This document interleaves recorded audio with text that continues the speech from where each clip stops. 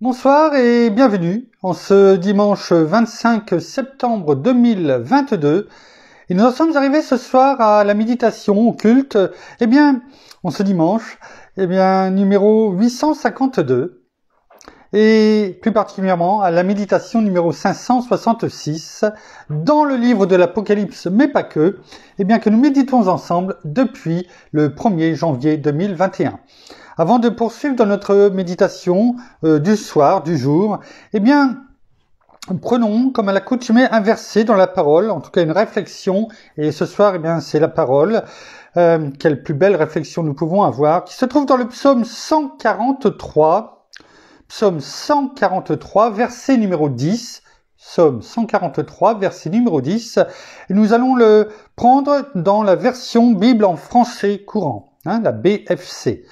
Il est écrit « Apprends-moi à faire ce qui te plaît, car tu es mon Dieu.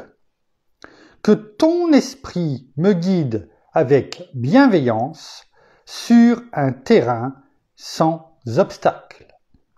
Apprends-moi à faire ce qui te plaît, car tu es mon Dieu. Que ton esprit me guide avec bienveillance sur un terrain sans obstacle. » Oh, merci Père, merci Seigneur, merci bien-aimé Saint-Esprit. Une fois de plus, ta parole, au travers de ce verset du recueil du psaume de David, nous dit de nous laisser conduire par toi. Nous l'avons chanté aujourd'hui, tu guides nos pas. Alors oui, nous voulons que tu guides nos pas, que tu nous guides, nous, totalement, complètement, à faire ta volonté, Père. Ta volonté, afin que nous soyons toujours, dans ce bon chemin, dans ces voies que tu as tracées pour nous. Il n'y en a pas 50, il n'y en a qu'un. Alors, que nous soyons toujours focalisés sur ta parole, sur toi, demeurer dans ta présence comme nous l'avons encore chanté aussi. Aujourd'hui, guide nos pas. Tu guides mes pas, tu guides nos pas, et tu te plais à le faire. Alors laissons-nous guider par toi, Père, une fois de plus, encore ce soir, au travers de ta parole, de tes enseignements que tu nous donnes, Seigneur, conduis par notre bien-aimé Saint-Esprit, alors que cela soit pour ta gloire, Père, comme à chaque fois que nous te louons, que nous te glorifions. Merci, Père, dans le nom de Jésus. Merci, bien-aimé Saint-Esprit. Amen.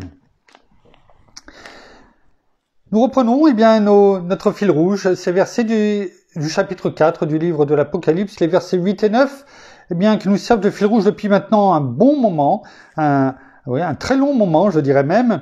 Mais c'est important parce que il y a tellement, on pourrait même continuer encore bien longtemps. Peut-être que ça va être le cas, je ne sais pas. Mais en tout cas, ces versets 8 et 9, tout comme ce chapitre 4 du livre de l'Apocalypse, qui est un chapitre charnière. L'apôtre Jean ici,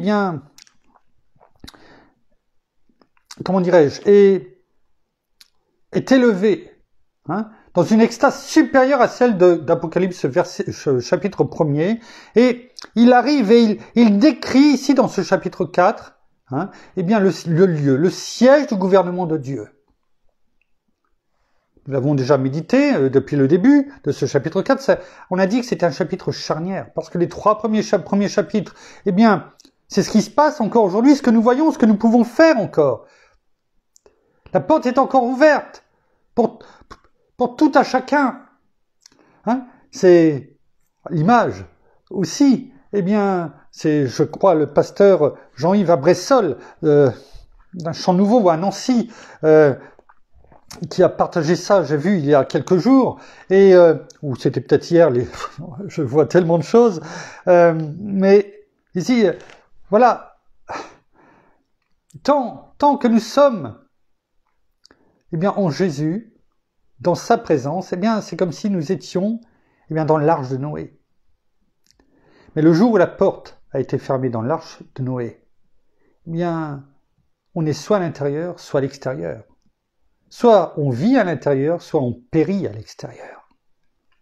Et c'est cette réflexion que l'on peut avoir entre ces 3 premiers chapitres où, nous sommes en Christ, ou en tout cas nous pouvons encore entrer venir dans sa présence, nous abandonner à lui. Avec cette image, nous pouvons encore entrer.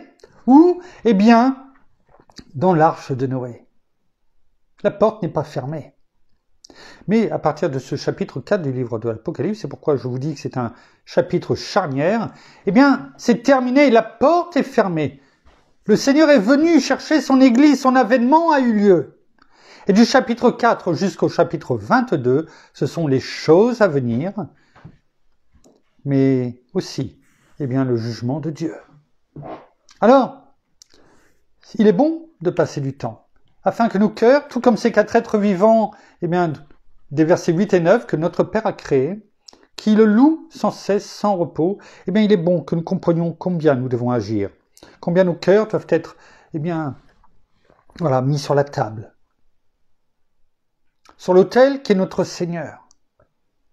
Et nous le mettons notre cœur non pas pour mourir, parce que si nous sommes déjà en Christ, nous sommes déjà morts en Christ et ressuscités en Christ. Alors, nos cœurs sont là, je dirais nos cœurs, notre être tout entier, eh bien, est sur cet autel, et nous venons en sacrifice vivant. Car il a tout accompli pour nous. Alors, nous avons besoin, et c'est ce que nous faisons au travers de notamment Moïse et du peuple d'Israël, de voir combien, eh bien, nos cœurs peuvent bien souvent ressembler à ce peuple d'Israël.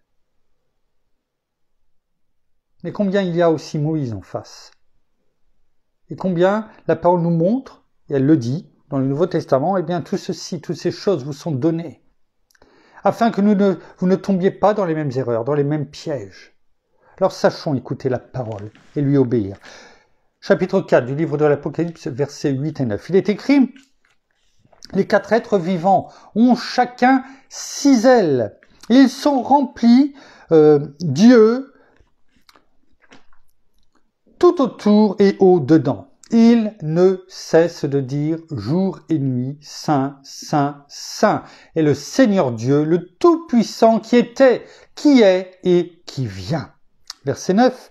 Et quand les êtres vivants rendront gloire et honneur et action de grâce à celui qui est assis sur le trône. Ici, il est parlé de Dieu, notre Père, le Tout-Puissant. À celui qui vit au siècle des siècles, n'oublions pas, bien entendu, notre Seigneur qui règne à ses côtés, qui est assis à sa droite, et à qui tout a été confié, y compris, bien sûr, chacun d'entre nous, en tant qu'enfants de Dieu. Revenons donc, eh bien, à cette méditation que nous avons depuis bien longtemps sur ce qui sort de notre bouche. C'est important. Parce qu'avec le peuple d'Israël, c'est ce que nous voyons dans Nombre, chapitre 13, verset 31, verset 32, dont nous y sommes, et on voit que ces espions qui sont revenus de la terre promise, celle que Dieu offrait sur un plateau, où il déroulait le tapis rouge pour que, eh bien, cette promesse qu'il avait faite à Abraham, à Isaac et à Jacob, leur père, eh bien, au peuple d'Israël, eh bien, aux Hébreux, eh bien, ils puissent y rentrer. Tout était prêt, tout était préparé. Qu'importe ce qu'il y avait dans ce pays, Dieu combattait pour eux, tout était préparé, ils avaient tout, ils n'allaient manquer de rien. Mais ce qu'ils ont manqué surtout, eh bien, c'est de confiance, de foi. Et après avoir envoyé ces 12 espions, ils sont revenus et sur les 12, seuls Caleb et Josué, eh bien, se sont mis à part et les 10 autres espions, après avoir reconnu pourtant que bien la vérité de ce que Dieu avait dit, eh bien que c'était pour eux, il y avait tout, ils avaient même rapporté des fruits au sens propre, tellement immense que nous ne verrons peut-être jamais de notre vie, et bien pourtant ils ont dit ce mai où tout a basculé, un peu comme on va dire, toute proportion gardée entre la fin du chapitre 3 du livre de l'Apocalypse et le chapitre 4 où tout bascule. Ils ont eux-mêmes, de leur bouche, eh bien, avec ce mais, refermé la porte sur leur bénédiction qui était devant eux. Vous voyez, quelquefois, ça tient à un fil.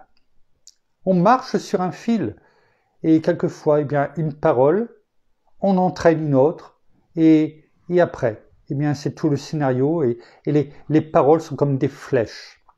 Des flèches, eh bien, qui sont soit tournées vers notre ennemi ou nos ennemis, ou tourner vers nous-mêmes. Et ici, eh bien, en refusant la bénédiction de Dieu, en refusant de monter, non pas les marches sur le tapis rouge du festival de Cannes, mais monter ce tapis rouge spirituel, eh bien, qu'il aurait été déroulé totalement et complètement, ils n'avaient rien à faire, simplement à monter et à rentrer. Eh bien, eux, pour rester dans cette image, eh bien, se sont fait leur propre cinéma, sans monter, sans vouloir aller voir le film réel, la réalité qui leur était mis devant leurs yeux. Ils ont préféré rester en bas des marches, comme beaucoup de personnes qui viennent déclarer leur flamme à tous leurs fans qui sont là.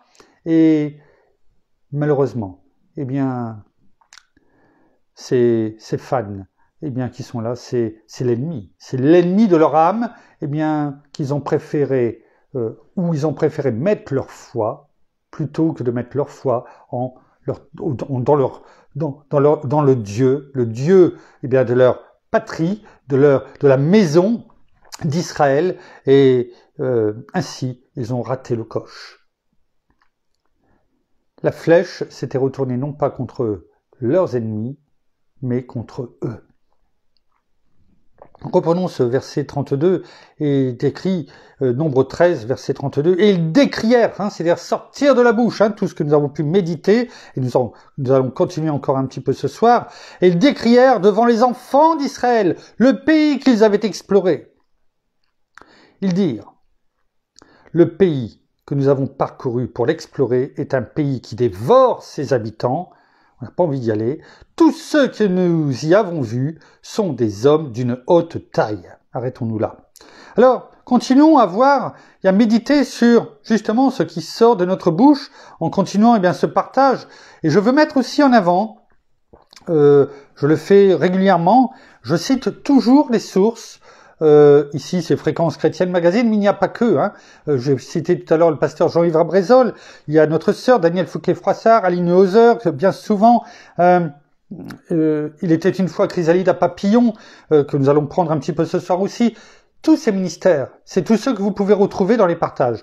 Je ne m'approprie pas ce qui est dit. En revanche, j'aime les prendre parce que bien souvent, ces partages tombent au même moment, que nous méditons. C'est-à-dire, les choses nous sont données et nous savons, que Dieu dirige toutes choses. Le bien-aimé Saint-Esprit, le timing de Dieu est toujours parfait. Le bien-aimé Saint-Esprit conduit, des ministères à faire des partages que je peux voir, que je médite, que je garde, si besoin est, et ils servent toujours. Et bien souvent, il y en a qui sont pour demain, mais quand je dis demain, c'est à long terme, d'autres à moyen terme et d'autres à très court terme, parce que c'est exactement ce que nous méditons.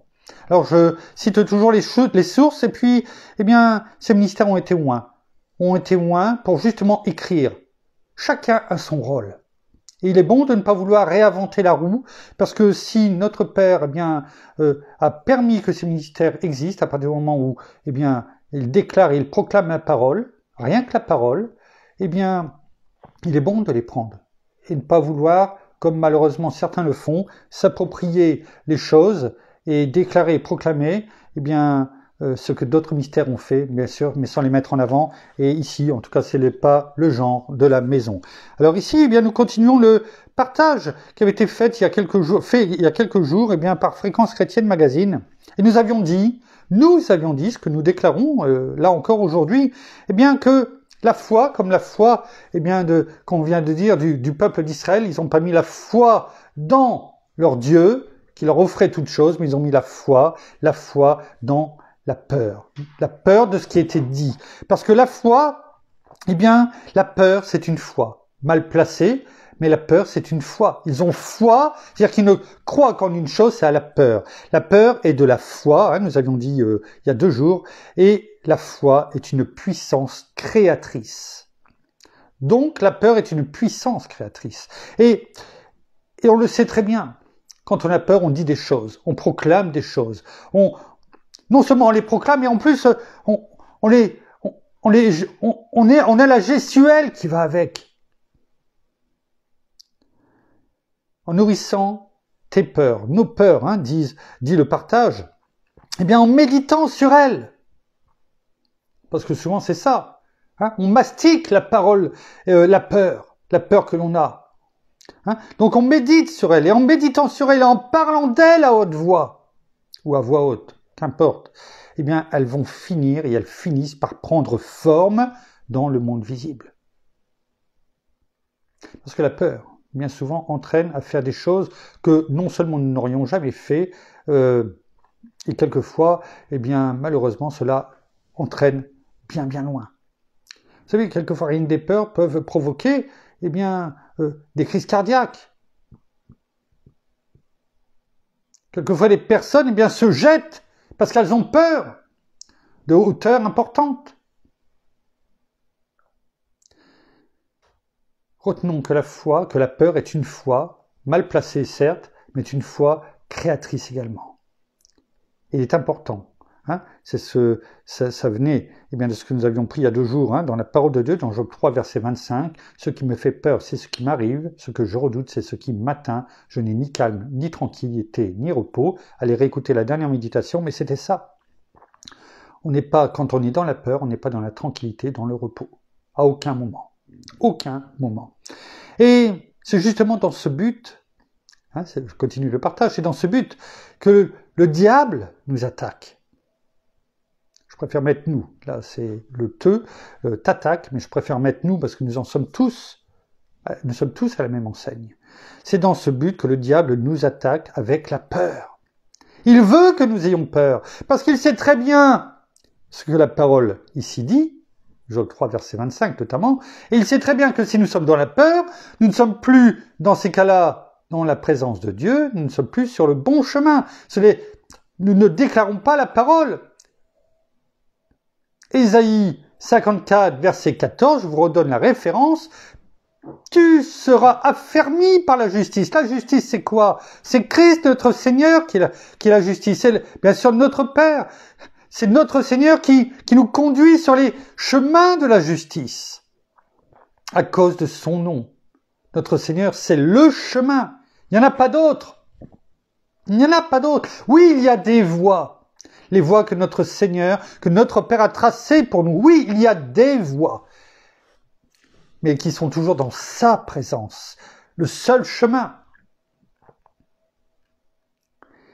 Et la peur ne fait pas partie du chemin de Dieu. Ce qui ne veut pas dire que nous ne pouvons pas, par moments, être dans la peur, mais nous ne devons pas y demeurer. Nous ne devons pas y faire notre habitation. On a pu le voir, eh bien, et on l'a répété bien souvent, rappelé en tout cas bien souvent, avec les disciples dans la barque, en pleine tempête, lorsque le Seigneur, eh bien, dormait. Homme de peu de foi. Parce qu'ils ont eu peur. Pourtant, ils étaient dans la présence. Notre Seigneur était avec eux. Et malgré tout, ils ont eu peur parce qu'ils n'ont pas fait confiance à celui qui était avec eux. À 3 autres piliers que nous reviendrons dessus, mais son amour. Son amour, sa présence, son amour. Parce que s'il est avec nous, eh bien, il est amour et il veut notre bien. Il veut que nous demeurions dans sa présence, dans son amour. Sa présence, son amour, mais aussi sa toute puissance. Demeurer dans la peur, c'est prendre un autre chemin. C'est comme le Seigneur l'a dit, homme de peu de foi. Homme au sens large, hein, être humain, de peu de foi. Alors qu'il veut que nous lui fassions confiance, que nous expérimentions, eh bien, sa présence, son amour et sa toute-puissance, comme il l'a fait notamment avec les disciples dans la barque, avant de calmer toute cette tempête.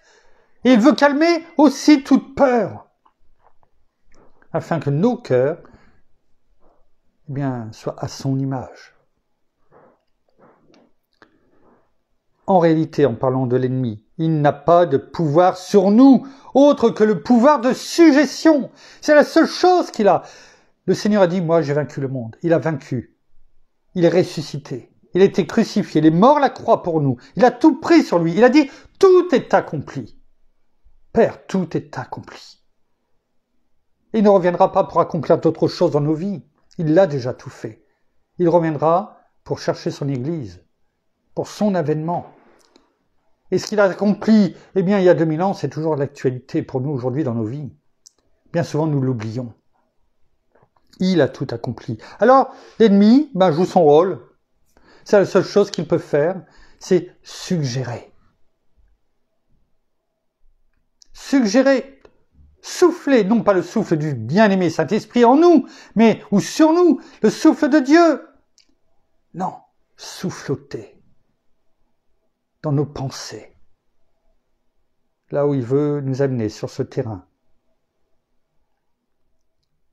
Susurrer des mauvaises pensées, la peur. Ainsi, vous savez, comme une petite fissure où la pluie va, une goutte à chaque fois, hein, et petit à petit, bien, ça va grandir. Après, avec le froid. Oui, parce qu'être dans la peur, c'est demeurer dans le froid. Dans le froid. Dans les ténèbres. Quand il y a des ténèbres, on n'est pas à la chaleur, dans la présence de Dieu, dans sa chaleur. Nous sommes dans le froid. Alors, ça s'insinue, la fissure augmente, et la peur augmente. Et c'est ce qu'il veut, il a tout son temps, entre guillemets. C'est comme ça qu'il agit. C'est la seule chose qu'il peut faire. Il n'a juste que le pouvoir de suggestion envers nous. Il te suggère le mal. Hein? Le mal reflète beaucoup de choses. Hein? C'est pas grave. C'est pas grave. Il te suggère des scénarios catastrophes. Hein, voilà, c'est faire son cinéma. Hein, une petite chose, l'effet papillon, hein, l'effet domino. Il te suggère une chose et cela entraîne plein de choses. Et à la fin, eh bien, c'est tellement gros. Des choses qui n'arriveront jamais en temps normal. Mais toi, tu te le fais. Et tout cela, eh bien, un jour, si tu continues, eh bien, ça va revenir. Revenir vers toi comme un boomerang. C'est tes paroles, c'est ça. Nos paroles. Eh bien, c'est comme un boomerang. Vous avez déjà envoyé un boomerang? Il revient. Il revient toujours. Peut-être pas à l'endroit où on voulait, mais bien souvent, boum, il revient et il nous tape la tête et ça fait pas du bien. Un boomerang revient. C'est le rôle d'un boomerang. Il revient en fonction de nos paroles, ce boomerang spirituel. Il revient soit pour nous bénir, ou il revient pour nous mettre à terre. Tout dépend, eh bien, des paroles qui sortent de notre bouche. Il te suggère des idées paralysantes. Est-ce que vous avez remarqué que lorsque nous sommes dans la peur, dans l'effroi, ou quand quelqu'un y est, eh bien souvent, la personne est pétrifiée, paralysée, elle ne peut plus bouger. Pourtant, elle voit le danger. Et bien souvent, la personne, quand on l'interroge, mais pourquoi vous n'avez pas bougé? J'étais pétrifié. J'avais tellement peur que je ne pouvais plus bouger. Voilà. Enfin, qu'en méditant dessus, parce que là, on médite la parole. Mais quand on est dans la peur, on finit par la méditer également. On ne pense qu'à ça, plutôt que de penser toujours, toute la journée, à la parole de Dieu, à ses promesses. On a chanté aujourd'hui, hein, tous les bienfaits. Compte les bienfaits de Dieu. Est-ce qu'on les compte? Est-ce qu'on les met devant nos yeux? Comme le chant de cette louange le dit. Et tu verras combien ils sont grands, combien ils sont nombreux. Est-ce qu'on le fait? Mais non. Je suis désolé. Non, on ne le fait pas. En tout cas, pas autant qu'on devrait le faire quand, eh bien, l'ennemi vient chuchoter, insinuer des doutes, des obstacles qu'il essaye de mettre devant nous sur ce chemin que Dieu veut nous faire arpenter. Quels que soient ces obstacles, quels qu'ils soient, quand vous avez une pensée mauvaise qui vient, rappelez-vous qui est-ce qui l'insinue. Qui est-ce qui est là et qui vous la souffle dans vos pensées. Et à ce moment-là, déclarez, proclamez la parole de Dieu, ses promesses. En tout cas, envoyez balader et fermez-lui la porte au nez en disant « tes pensées ne me toucheront pas, parce que tu n'es pas mon Dieu. Ce n'est pas mon Dieu qui dit des choses comme ça. Notre Père, notre Seigneur, notre bien-aimé Saint-Esprit ne vient pas nous insinuer ou souffloter des paroles de peur, mais de joie, de paix, de patience, de bonté, de bienveillance, de fidélité, c'est-à-dire de foi, de douceur, des paroles de maîtrise de soi, des fruits de l'Esprit, le caractère de Christ en nous. Voilà ce qui est là en nous, la vie. Il te suggère donc des idées paralysantes afin qu'en méditant dessus, en les ressassant, tu leur donnes naissance. Voilà ce qu'il veut, c'est enfanter toutes ces pensées mauvaises qu'il essaye de mettre dans les esprits, dans les pensées, afin qu'elles se qu'elle se matérialise dans nos vies. C'est ce qui s'est passé avec Adam et Ève. Ça s'est matérialisé dans leur vie. Et il continue. Ça marche. Donc il continue. Tant que nous n'avons pas compris cela, retenez Ésaïe 54, 14. Tu seras affermi par la justice. Bannis l'inquiétude. Bannis. C'est un bannissement. C'est-à-dire que tu ne dois plus l'avoir dans ta présence. Quelqu'un qui était au bagne, il n'était plus on ne le voyait plus pour l'éternité. C'était fini. Il ne revenait plus. Il mourrait là-bas. Bannis l'inquiétude. Mettons cette inquiétude, tout comme l'image du bagne, à l'époque quand ça existait, c'est fini, tu es là-bas, tu ne rentres plus chez moi, c'est fini, je ne te verrai plus. Retenez-la, Ésaïe 54, 14. Bannis l'inquiétude, car tu n'as rien à craindre. Et la frayeur, car elle ne s'approchera pas de toi. C'est une promesse de Dieu. Mais avant, tu seras affermi par la justice. C'est-à-dire, si on veut être affermi par la justice, c'est-à-dire par la parole de Dieu, par notre Seigneur, c'est-à-dire nous tenir dans sa présence. Comment pouvons-nous, comment la chanter? Tu guides mes pas. Si je me perds, j'essaie de me rappeler les paroles, si je me perds, tu me ramènes toujours à toi. Oui, on peut se perdre. Mais est-ce qu'on veut revenir? Est-ce qu'on s'est perdu volontairement? Malgré tous les avertissements, tous les conseils? Est-ce qu'on s'est perdu parce que on ne médite pas la parole de Dieu? On ne veut même pas l'ouvrir et on médite ce qui nous est suggéré par l'ennemi? C'est des questions. Chacun est amène de répondre pour lui. Mais pour être affermi par quelqu'un, pour être guidé par quelqu'un, il faut encore être près de lui. Est-ce que vous pouvez guider quelqu'un si vous n'êtes pas près de lui? Tu guides mes pas. Un aveugle, quand il a un chien qui le guide, le chien est devant lui ou à ses côtés, il le guide, il l'empêche de trébucher, il le fait arrêter quand il y a un obstacle, il le fait détourner. Ou s'il n'a pas de chien, il a une canne blanche et je me dis toujours comment ils font. Mais pourtant, ils arrivent à avancer. C'est ce que nous sommes quelquefois aveuglés par l'ennemi spirituellement. Mais demeurons dans sa présence, non pas de l'ennemi, mais de notre Père, dans sa présence. Demeurons dans la présence de notre bien-aimé Saint-Esprit qui nous guide dans le nom de Jésus. Notre Seigneur le dit, il met son joug autour de nous. Il nous conduit, il nous enseigne à demeurer dans la bonne voie. Ainsi, si nous sommes égarés, et cela peut arriver, Ce n'est pas un jugement. Mais retenons ce qui nous est dit. Retenons ce qui nous est dit.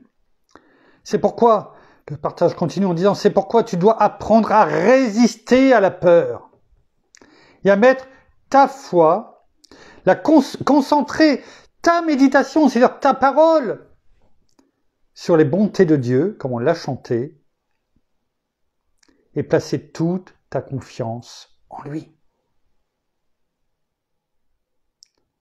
C'est la seule solution. Il n'y en a pas 50. Il n'y en a qu'une. Je mets devant toi la vie, la bénédiction et la malédiction, la vie et la mort. Il n'y a pas 50 chemins, il n'y en a qu'un. Si on prend l'autre, c'est pas le bon. Sinon, à force de vivre constamment dans un climat de peur, tu vas te retrouver exactement dans les situations que tu voulais absolument éviter. C'est ça le problème. Et pourtant, on devrait avoir l'habitude. Combien de fois ce que l'on vient d'entendre, nous l'avons vécu. Nous l'avons vécu. Nous nous tourmentons, nous dormons mal parce que nous laissons l'ennemi travailler notre esprit, nous lui laissons la télécommande de nos vies et on dort mal.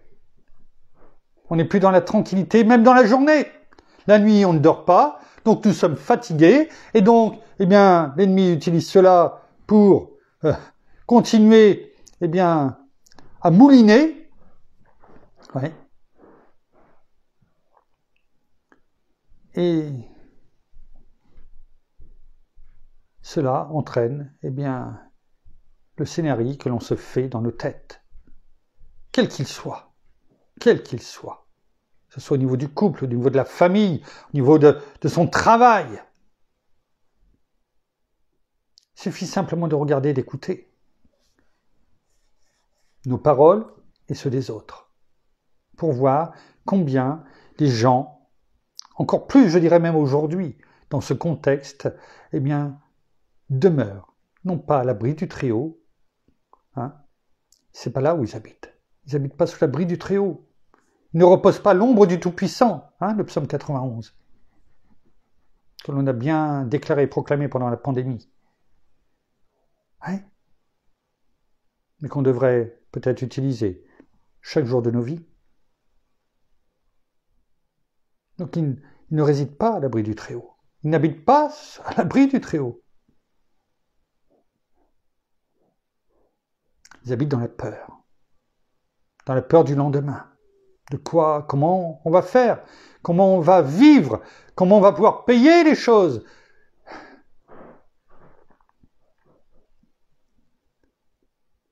Comment vont grandir les enfants? Est-ce qu'il faut encore avoir des enfants? Tant de questions, alors que la parole de Dieu nous dit « vis ». Laisse-moi guider tes pas.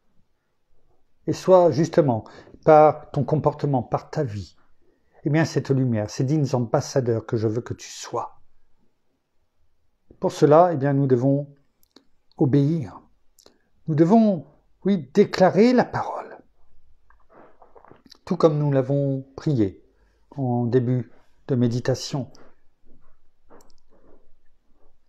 Psaume 143, verset 10, en Bible français courant. « Apprends-moi à faire ce qui te plaît. » Car tu es mon Dieu. Retenons cela. Apprends-moi à faire ce qui te plaît, car tu es mon Dieu. Dans d'autres versions, en Nouvelle Français courant, il est écrit « Apprends-moi à faire ta volonté, car tu es mon Dieu. » Cela nous rappelle quelque chose, non? Apprends-moi à faire ta volonté, car tu es mon Dieu. Voilà ce que dit ici le psalmiste. David qui, loin par l'esprit, avait déjà cette révélation des paroles de notre Seigneur à Gethsémanée. Non pas ma volonté, Père, mais ta volonté. Ce que nous avons dit aujourd'hui, c'est exactement ce que notre Seigneur a vécu à Gethsémanée. Il avait peur de cette coupe qui se présentait devant lui, c'est-à-dire ses souffrances. Il savait ce qu'il allait endurer depuis bien longtemps, ça avait été prophétisé. Il savait, tout avait été préparé dès avant la fondation du monde. Et l'ennemi est venu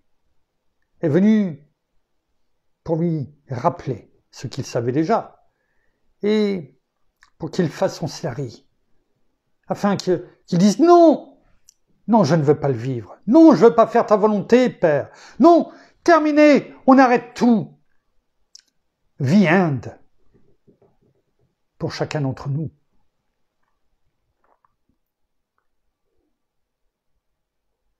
Chacun doit passer ses Gethsémane. Oh, il peut y en avoir beaucoup.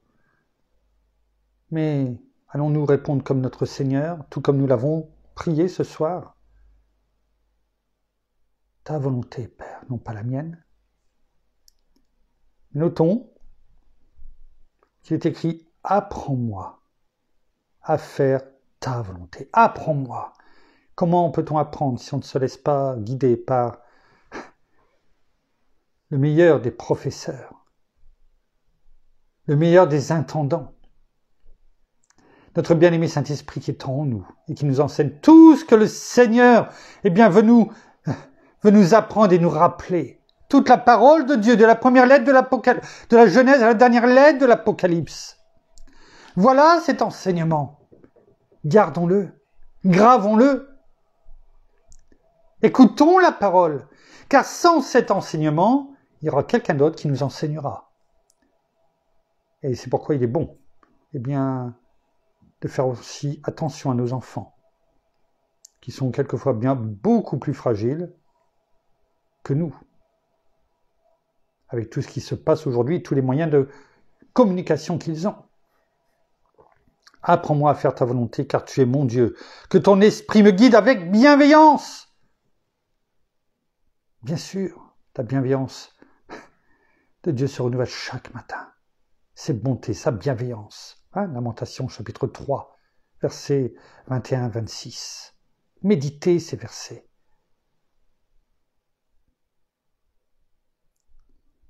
Comme il commence, Lamentation 3, verset 21, « Voici ce que je veux repasser en mon cœur. » On a besoin de les repasser. Laissez pas l'ennemi, et ne laissons pas l'ennemi mettre dans nos pensées, mais tous les jours, tu répètes la même chose? À quoi ça sert? Soit nous-mêmes qui le pensons, ou d'autres, toujours bien intentionnés, qui viennent et qui vous disent « Mais à quoi ça sert? Parce que tu répètes toujours la même chose, tu radotes toujours la même chose. À quoi ça sert? Tout ce temps perdu, on ne perd jamais notre temps avec Dieu, avec notre Seigneur, avec notre bien-aimé Saint-Esprit, en déclarant et en proclamant la parole, en priant et en intercédant pour les autres. Même si c'est peut-être la même chose chaque jour, dit d'une façon différente ou en remerciant. Ne laissez pas l'ennemi vous faire croire que c'est du temps de perdu. C'est ce qu'il voudrait. Parce à chaque fois que vous priez, que nous prions, il est en rage. Il ne le supporte pas. Rappelons-nous ce qu'a dit l'apôtre Jacques, chapitre 4, verset 7.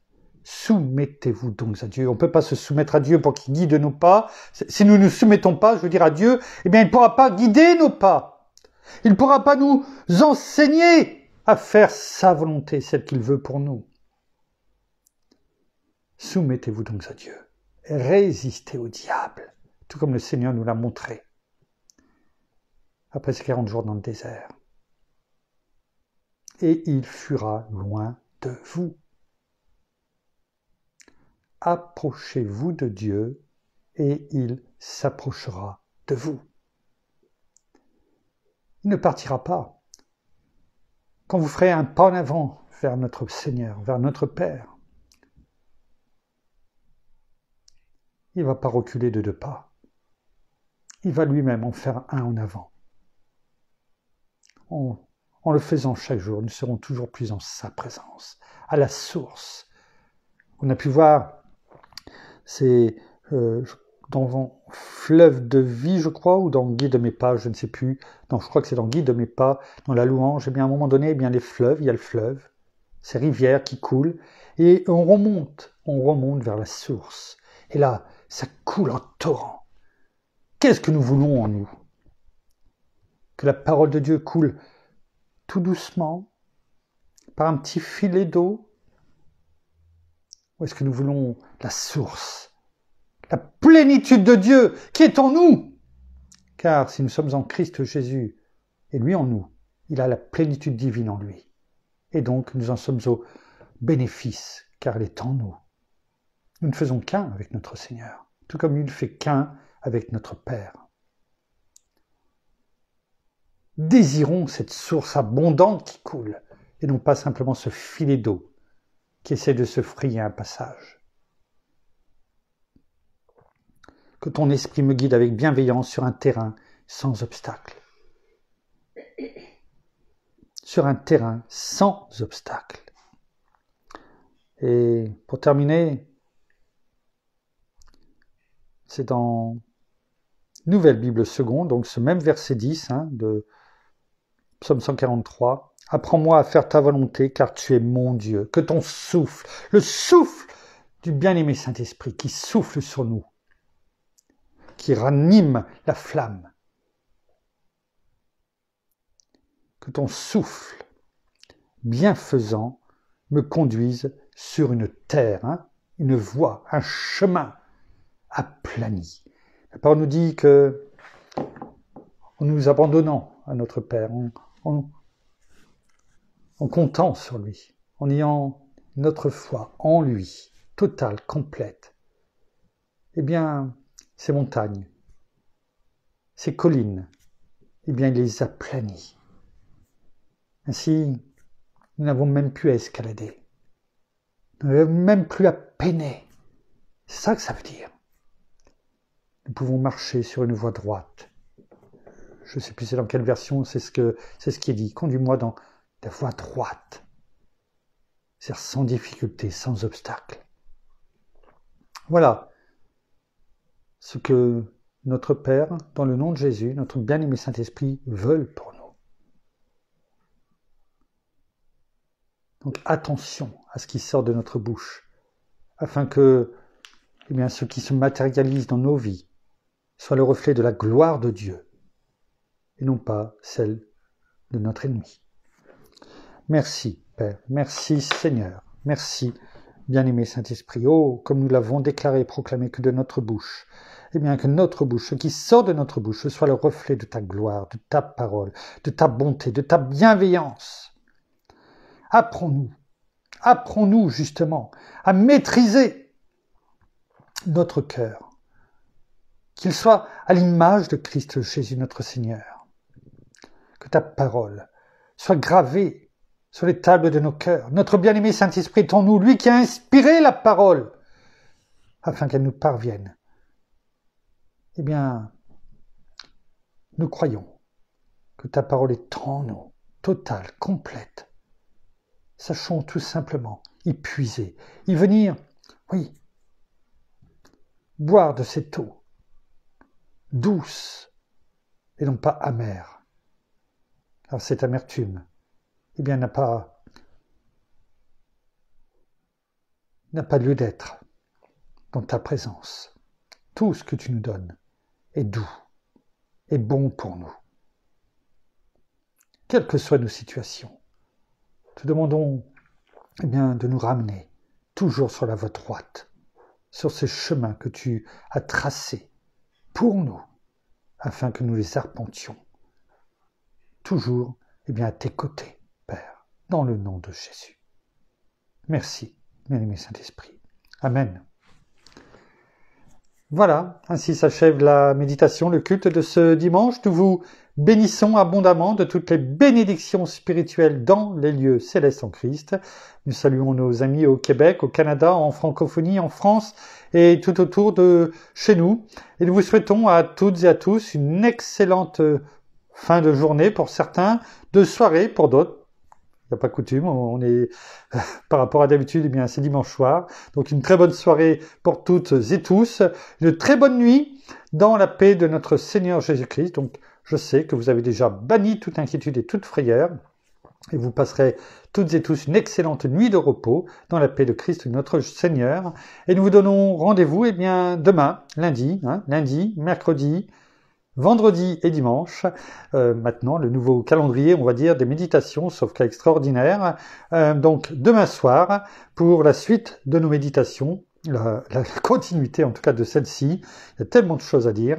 Et en attendant bien de se retrouver demain, nous vous bénissons abondamment. À demain. Au revoir.